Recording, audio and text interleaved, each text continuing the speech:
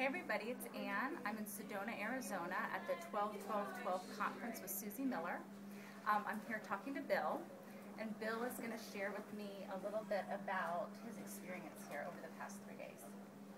Okay, I came really without any great expectation or anticipation of what was going to unfold, but I knew this date was significant and I knew it's the beginning of an important period of time for everyone. It was actually illogical for me to be here. There's a lot of places I should have been elsewhere to be doing, celebrating this date or working this date, but I just felt a draw to be within this group and working with Susie through this stuff. We've worked a lot together over the past 3 or 4 years, and it's difficult to verbalise exactly what I've taken. Believe me, I know the same thing. I can't verbalize it either. I know. But I know that something significant has occurred and it's the beginning. And as an observer of the whole process, this wasn't business as usual. This wasn't another spiritual event with a channeled information telling us how to ascend. This is more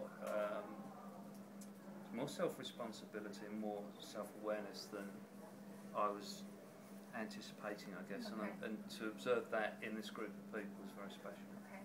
You know what makes me curious when you say self-responsibility and self-awareness? Can you give me something more concrete? Like, what does that look like within the group? Like, there was a perfect example. Last night we were having dinner and a couple within the group came back from Sedona and they'd gone specifically to buy DVDs which they present to their group of friends, spiritual self-development, CDs or whatever, DVDs, and they came back without having purchased one, and they were confused as to why. They hadn't found anything that resonated. Okay. But I think the information that's coming in is new.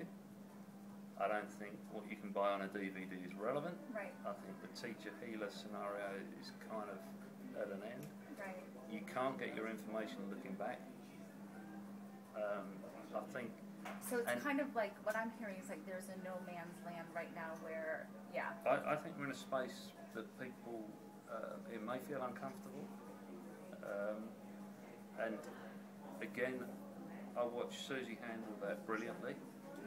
Because she had to be present in that space, and that meant a loss of identity to her as well. Right.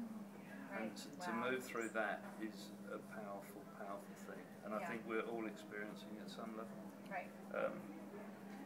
I'd like to say I anticipated it, but I've kind of lost my identity because I was the guy who had an identity and anticipating that. So it's a profound experience for me. Right. So if I had a British accent like Bill, I would never shut up. I'll keep that for the record. Bill, thank you so much. You're welcome. Thank you. That was perfect.